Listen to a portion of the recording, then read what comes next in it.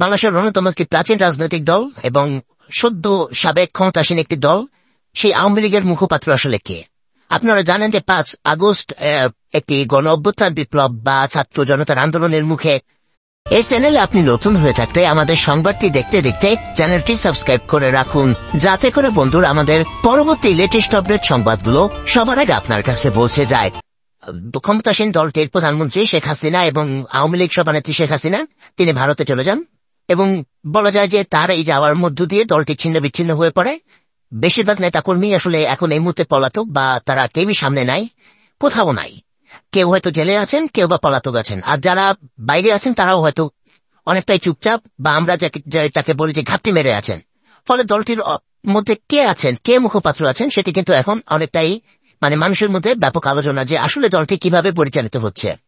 আপনি জানেন যে শেখ হাসিনা যেমন ভারতে আছেন, আমরা যতটুকু জানি যে দলের সেক্রেটারি জেনারেল যিনি দ্বিতীয় সর্বোচ্চ পদ, তিনিও দেশের বাইরে আছেন, যিনি ওই 5 আগস্টের পর দেশের বাইরেই তিনি চলে যান। এছাড়া দলের যে সিনিয়র নেতারা যারা বিভিন্ন সময় কথা বলতেন, জাহাঙ্গীর কবির নানক, মাহবুল আলম হানিফ, হাসান মাহমুদ, তাদেরও এই মুহূর্তে তারা কে কোথায় আছেন তা কিন্তু কেউই কিছু বলতে পারছেন না। তারা কি দেশে আছেন বা দেশের বাইরে আছেন সেটিও কারো কিছু জানা নেই। এছাড়া দলের অনেক সিনিয়র নেতা, আওয়ামী লীগের অনেক সিনিয়র নেতাই আছেন যাদের তেমন কোনো প্রেস পাওয়া যায় না। দলটির প্রায় কেন্দ্রীয় কমিটিতে 81 জন সদস্য ছিলেন, সব মিলিয়ে সেই সদস্যরা বিভিন্ন জায়গায় ছড়িয়ে ছিটিয়ে গেছেন, কিন্তু কেউই সামনে আসছেন না, কেউই কথা বলছেন না। ঠিক তাহলে দলের মুখপাত্র কে, বা দলটি কিভাবে চলছে? এই পরিস্থিতির মধ্যে কিন্তু এখন ধারণা করা হচ্ছে যে আওয়ামী লীগের মুখপাত্র হিসেবে দায়িত্ব পালন করছেন সাবেক প্রধানমন্ত্রী শেখ হাসিনার ছেলে সজীব ওয়াজেদ জয়। সজীব ওয়াজেদ জয়ের সঙ্গে কিন্তু দলটির কেন্দ্রীয় কমিটিতে কোনো পদ ছিল না।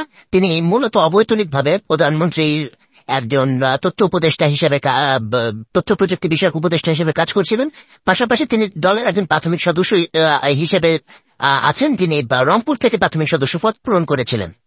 এই হচ্ছে তার বর্তমান স্ট্যাটাস। ফলে দলের এত বড় বড় নেতা থাকার পরেও কেন কোন দলের তেমন কোনো কাজের সঙ্গে সংশ্লিষ্ট নন, তিনি কেন দলের মুখপাত্র তাকে বলা যেতে পারে, বা কেন তিনি মুখপাত্রের ভূমিকা পালন করছেন? যদি এটা আগেই বলে নেই, এটি কিন্তু অঘোষিত, কারণ সে মুখপাত্র এই বিষয়টি কিন্তু কেউ ঘোষণা দেয়নি।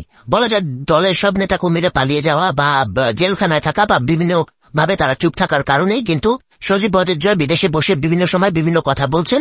এবং প্রথম দিকে যদিও এটা ধারণা করা হচ্ছিল তিনি হয়তো যেহেতু বঙ্গবন্ধু পরিবারের একজন সদস্য এবং শেখ হাসিনার ছেলে, সেই হিসেবে তিনি বলছেন, কিন্তু সম্প্রতি বেশ কিছু পলিটিক্যাল বিষয়ে তার বক্তব্য সামনে আসার কারণে এভাবেই আলোচনা হচ্ছে তাহলে কি আওয়ামী লীগের পরবর্তী মুখপাত্র বা আওয়ামী লীগ কি তার মাধ্যমে পরিচালিত হবেন, যেখানে শেখ হাসিনা নিজেও কোনো কথা বলছেন না বা কারোর সাথে কোনো সাক্ষাৎকারও তিনি দিচ্ছেন না, কোথাও কোনো বক্তব্য তিনি দিচ্ছেন না। তিনি ভারতে অনেকটা বলা যায় যে নীরবেই তিনি সময় পার করছেন সেখানে। লাস্ট যে সর্বশেষ যে বিষয়টির কারণে সজীব ওয়াজেদ জয় কি দলের মুখপাত্র কি মুখপাত্র নন, তিনি কি আসলে দল পরিচালনা করছেন কিনা, এই বিষয়টি সামনে এসেছে। সেটি হচ্ছে রয়টার্সকে দেওয়া একটা সাক্ষাৎকারে। অর্থাৎ রয়টার্স এর আগে রয়টার্সকে সাক্ষাৎকার দিয়েছিলেন সেনাপ্রধান জেনারেল ওয়াকারুজ্জামান। আপনারা জানেন যে সেখানে তিনি 18 মাসের মধ্যে একটি নির্বাচন অনুষ্ঠানের ব্যাপারে বর্তমান ইন্টারিম গভর্নমেন্টকে সব ধরনের সহায়তা করার কথা বলেছিলেন, এবং তার প্রেক্ষিতে কিন্তু যে একটি নির্বাচনের মোটামুটি একটা সময়সীমা আর সামনে আসছে বলে রাজনৈতিক দলগুলোর মধ্যেও আলোচনা হচ্ছেন।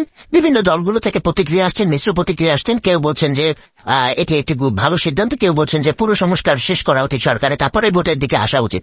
ঠিক এরকম একটা সময়ে আওয়ামী লীগ অর্থাৎ ক্ষমতাসীন বা ক্ষমতাচ্যুত যে ক্ষমতাসীন থাকা অবস্থায় যে ক্ষমতাচ্যুত হলো, সেই আওয়ামী লীগের আসলে বক্তব্যটা কি সেটি কিন্তু পরিষ্কার করলেন সজীব ওয়াজেদ জয়। যেটি মূলত দলের নেতাদের করার কথা সেটি করলেন কিন্তু সজীব ওয়াজেদ জয়। তিনি কিন্তু সুস্পষ্টভাবে বললেন যে যদি কোনো সংস্কার করতে হয় এবং নির্বাচন করতে হয়, সেটি আওয়ামী লীগ ছাড়া আসলে কোনোটাই ফলপ্রসূ হবে না। অর্থাৎ সংস্কার কার্যক্রম আওয়ামী লীগ ছাড়া ফলপ্রসূ হবে না, আওয়ামী লীগের সাথে আলোচনা ছাড়া। পাশাপাশি নির্বাচনে যদি আওয়ামী লীগের মতো দল না আসে তাহলে সেই নির্বাচনও গ্রহণযোগ্য পাবে না বলেই সজীব ওয়াজেদ জয় কিন্তু সুস্পষ্ট বলেছেন।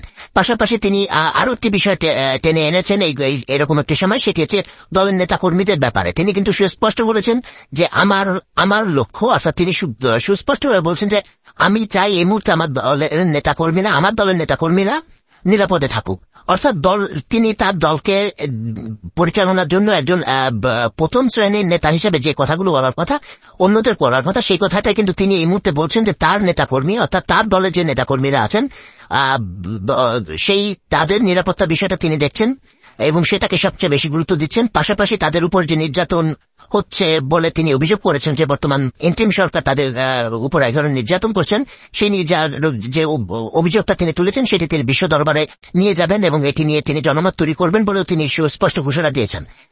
এই সবকিছু মিলিয়ে এই মুহূর্তে যদি বলা হয় তাহলে আসলে আওয়ামী লীগে কে কথা বলছেন, আওয়ামী লীগের মুখপাত্র কি বা দলটি কিভাবে পরিচালিত হচ্ছে, সেক্ষেত্রে বলতে হলে খুব স্বাভাবিকভাবেই সামনে আসে যে সচিবদের জয় অর্থাৎ প্রধানমন্ত্রীর যে ছেলে, তিনি আসলে দলের বিভিন্ন বিষয় নিয়ে আলোচনা করছেন, কথা বলছেন, সাধারণ মানুষের সঙ্গেও তিনি কিছু কথা বলছেন বলে দলের নেতা কর্মীরাও অনেক সময় এটা বলছেন যে আমাদের সঙ্গেও তিনি ফোনে কথা বলছেন। সবকিছু মিলিয়ে এইটুকু বলা যেতে পারে যে দেশে বিদেশে বা দেশের ভেতরে যে দলের অবস্থান, দেশের বাইরে যে দলকে একটা ভয়ঙ্কর অবস্থা থেকে আর একটু উত্তরণের দিকে নিয়ে যাওয়া, সেই চেষ্টাটা হয়তো সচিবদের জয় এই মুহূর্তে করছেন। কারণ এই মুহূর্তে আওয়ামী লীগের রাজনীতিতে অন্য কোনো নেতাকে কোনোভাবে দৃশ্যমান দেখা যাচ্ছে না।